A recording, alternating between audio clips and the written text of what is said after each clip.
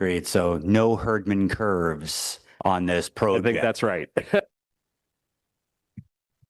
Yeah, and yeah, so on that, as we get down to the wrap up, and I see Councillor Drost is back on the board, because I think we're getting really in the weeds and something that I asked to be brought here as discussion.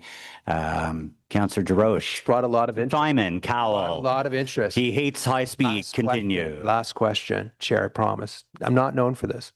Are you contemplating P3 partnerships going forward as part of the execution of this? That is what we're already using with the consortium. Okay. It's alliance model isn't the appropriate term, but it's a joint model of governance with the consortium, from the design, delivery, operations, maintenance of the project. Okay, thank you. That's all. Thank you for the answers. That's a terrific question. And thank you, because I've known a little bit about this. There was a lot of confusion, and you can see here today, a lot of people thought, oh, it's going to be the slow train to nowhere. And clearly this is a very ambitious project by the federal government. Again, as a national building project in a time of economic crisis, we have an opportunity here.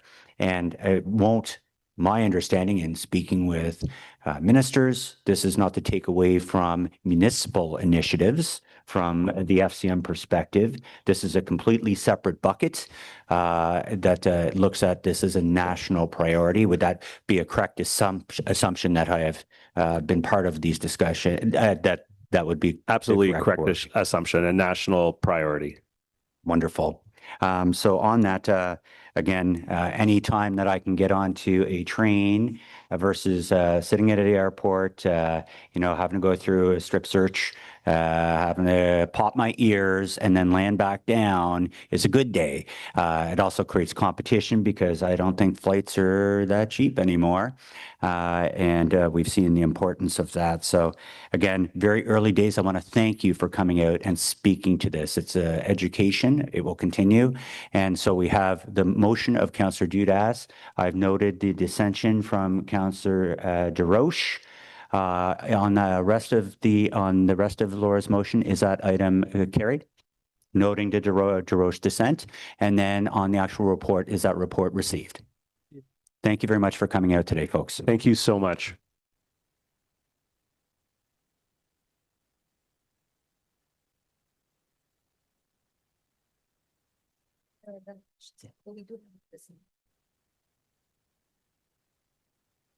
So at this point, again, we have two delegations. Unless people had the burning need, you've probably seen the Saint Laurent presentation.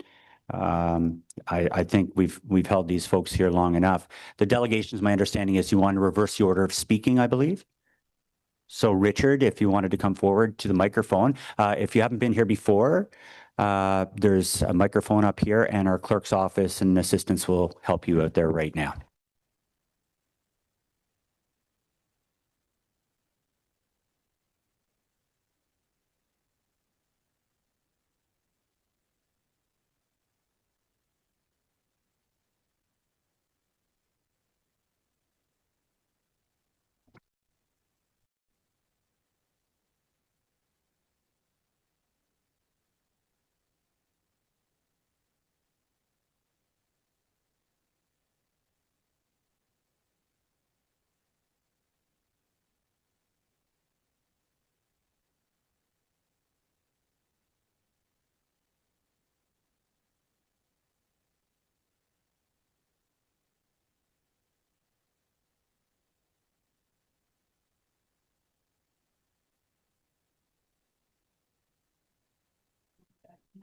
Okay, you just turned it on.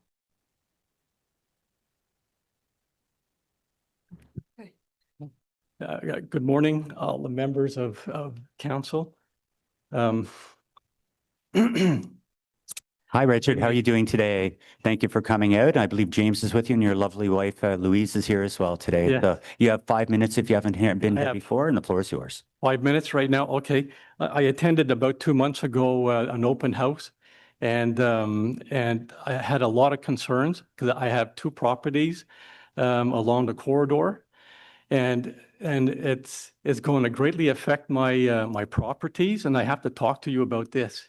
And there's so many things that I have to talk about.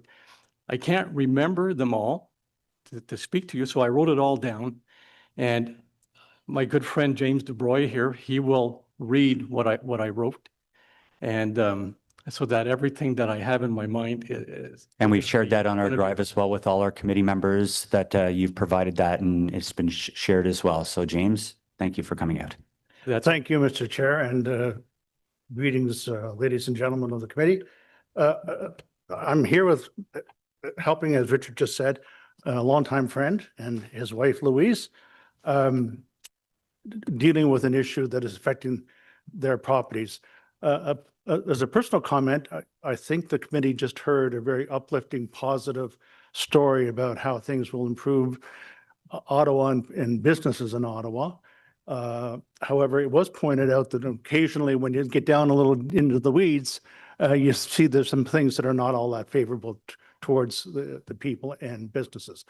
I think that'll be the case here today, except it's not positive for businesses in Ottawa to start with in this particular case.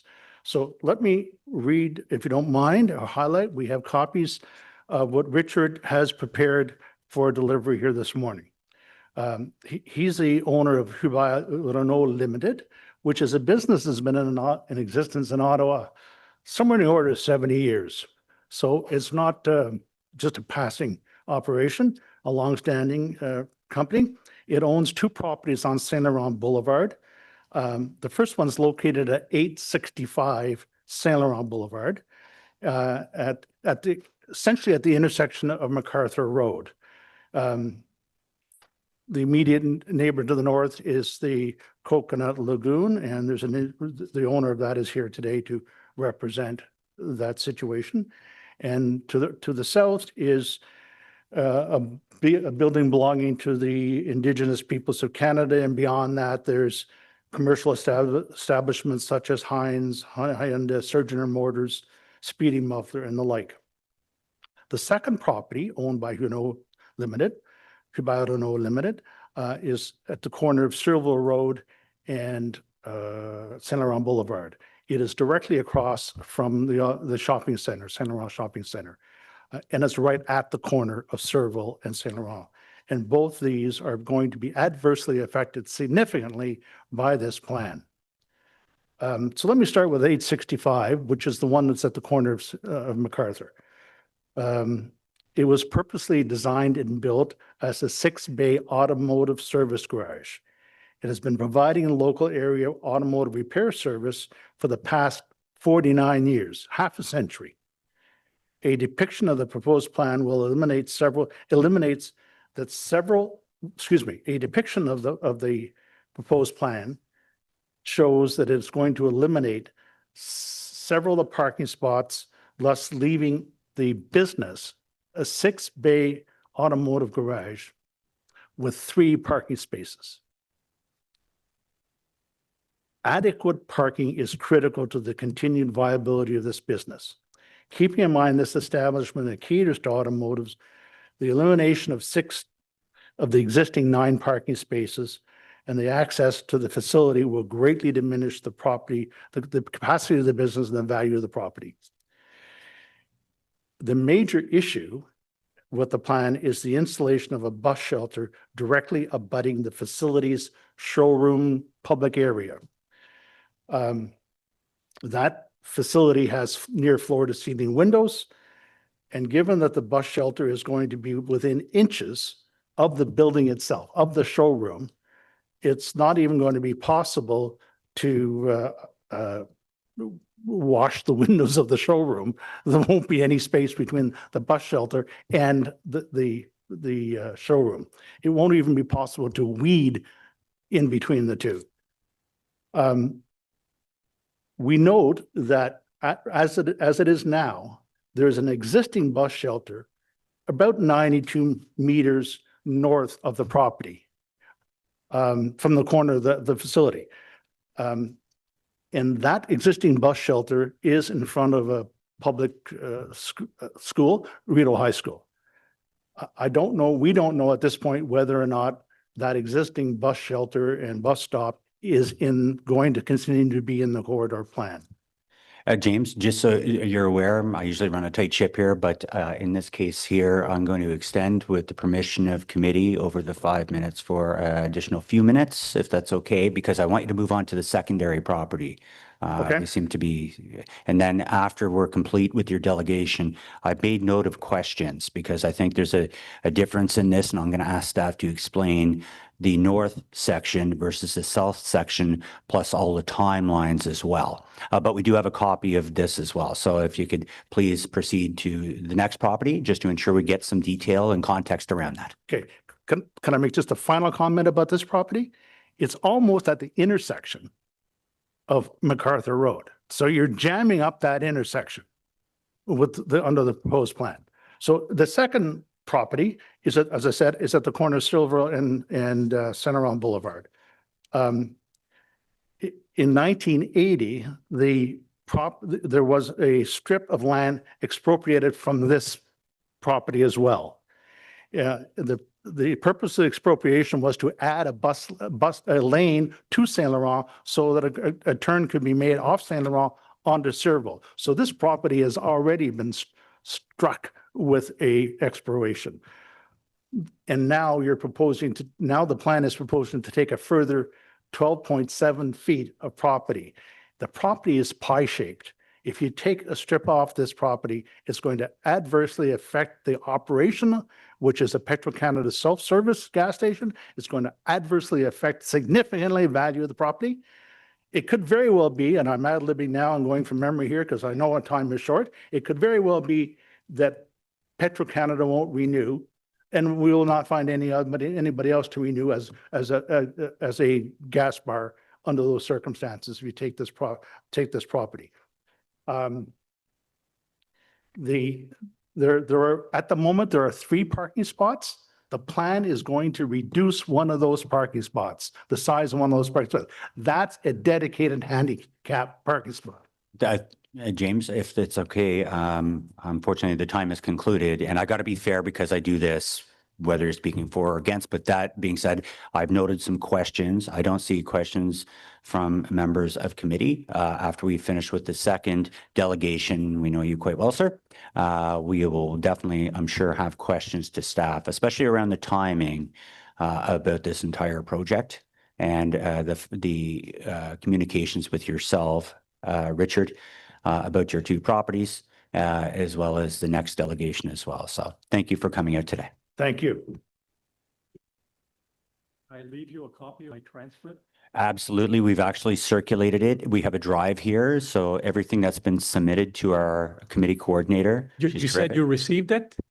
That's correct. Okay, yeah. I had And we sent have a it copy. last night, and I wasn't sure if it was going to make it in this morning. Yep, the committee coordinator is That's beside me and has confirmed that as well.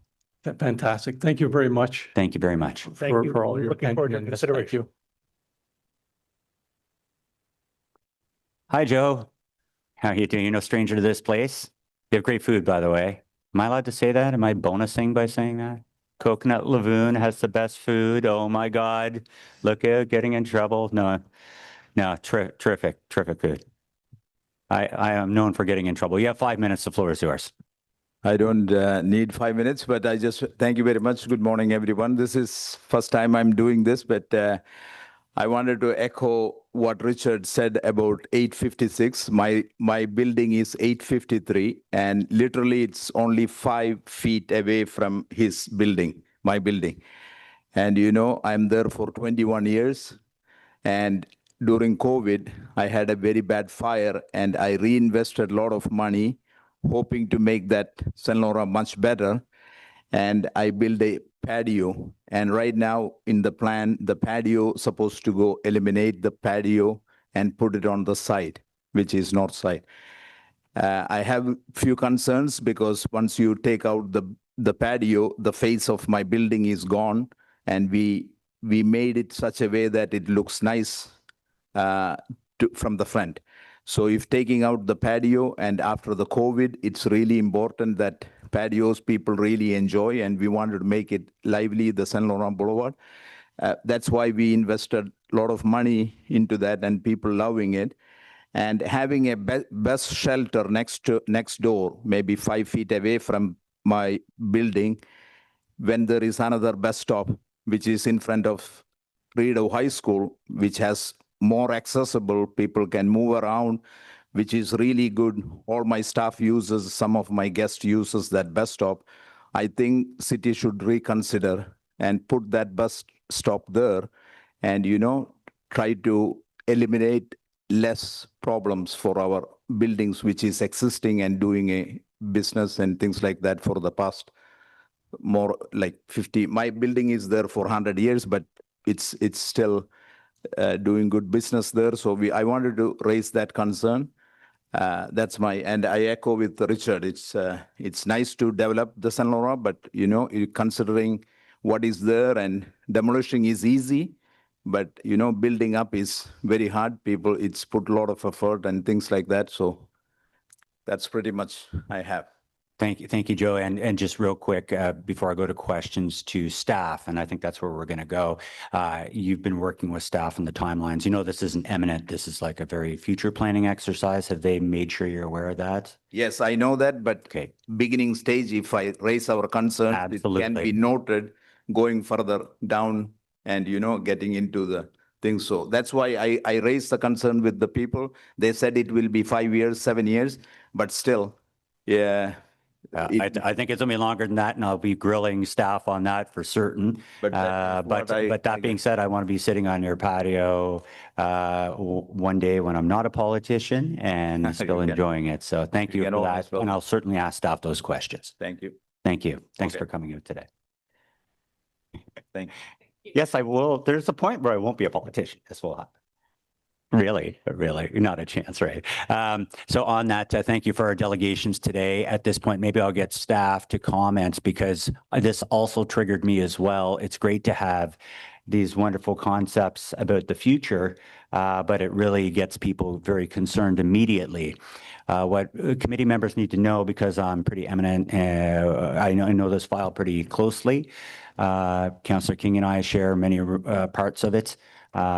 We also look at, in the south end, it actually does extend into parts very close to Councillor Carr's as well.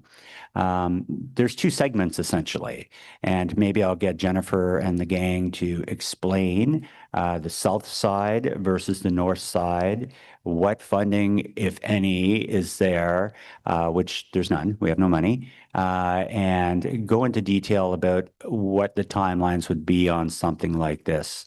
And why this is important. I think that is critical. So thank you, Chair, for the question. So the project actually divided the corridor into 5 segments, but for the purposes of this discussion, there's really the section that's north of Saint Laurent Eau train station and south of Saint Laurent Eau train station. And the reason for that distinction is because in the 2025 Transportation Master Plan, the segment south of the Saint Laurent Eau train station is identified in the city's priority transit network, which means that we anticipate implementation by 2046.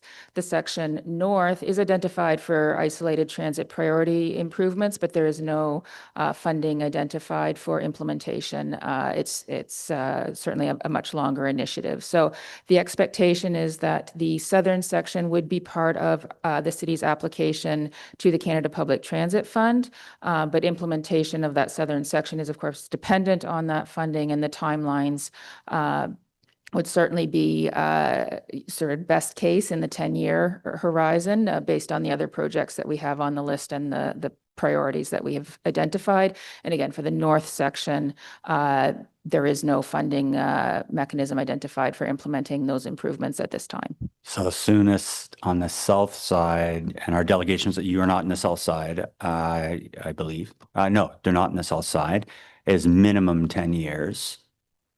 That's correct. Yes. And the north side, there's literally no funding. So it would be, and if you're to, obviously we're talking probably a couple decades out, I would assume, or it'd be much further.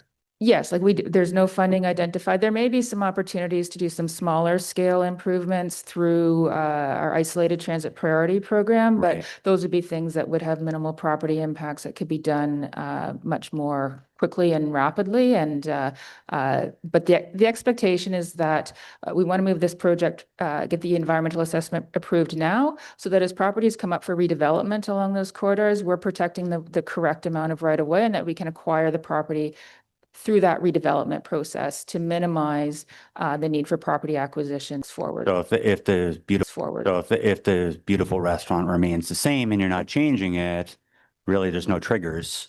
It's No. only if the property's sold and you want to build like a high-rise condo or something right now.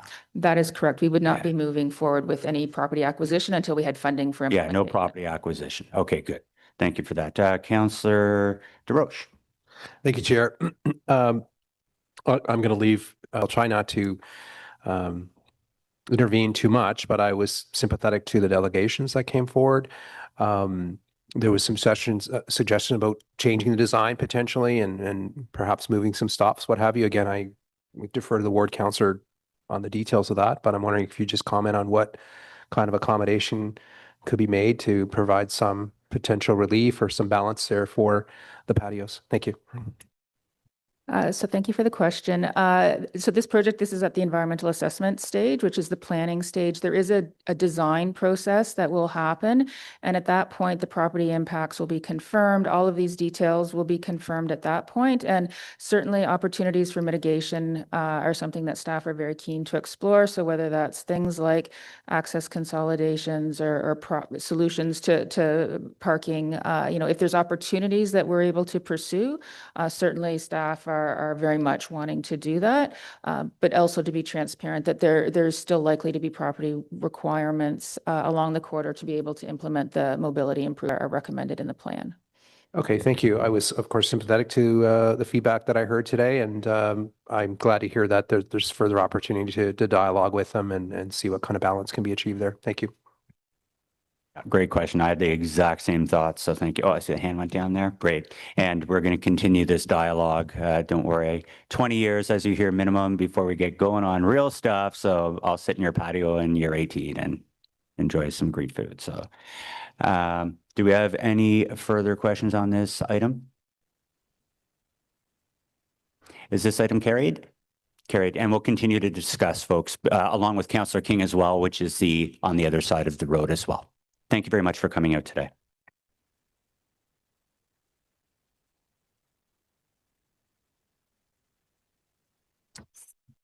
Great. Councillor Gower, 7.1, the always stop. Okay, I'll quickly re-ask my question. The location of this always stop seems very similar to other intersections in my ward that we've been told we cannot do always stops without sidewalks and accessibility measures. So I'm concerned about the risk we might have of violating the AODA and wondering if staff can clarify or provide any additional context about why or how this might be different from other suburban wards. Thank you. Through you, Chair.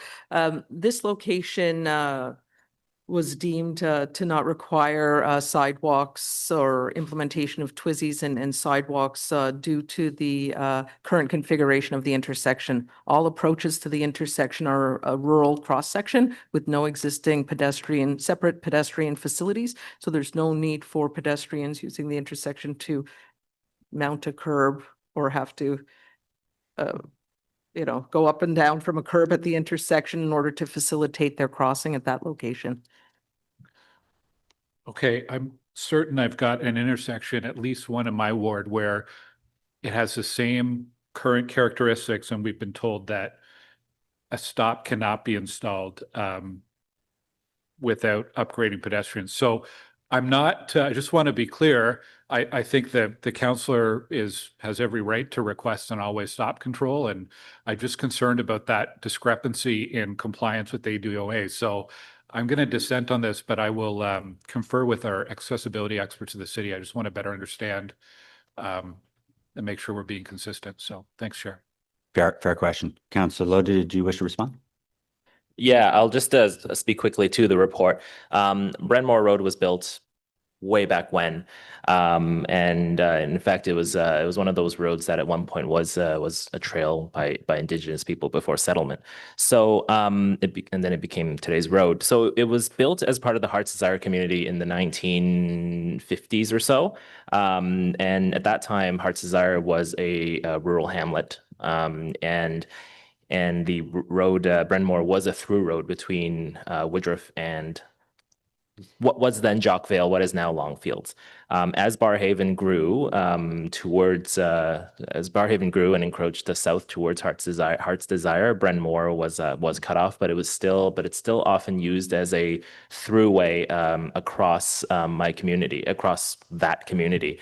And so, traffic volumes there are still quite low, but there's enough traffic there to have caused concerns, and I have received fairly regular requests over the last 3 years. Staff have been very good with doing. I think there was one assessment that was done, the actual assessment that was done, and it didn't meet warrants. The thing is, it will never meet warrants. And this being a rural cross section, I found an opportunity here to address those resident concerns. I won't say quickly, but in a way, I found a way to address those resident concerns, and so I hope you can support me here in improving the safety at this intersection. There's also a sightline issue, but I won't get into that. But I hope you can support me in helping my community there improve this intersection so that we can put 1 point of traffic, in a way, a traffic calming for the community. Thanks. Great. Thank you, Councillor Lowe. Looking around the table, if we note just the dissent, is this item carried? I'm going to dissent as well. Okay.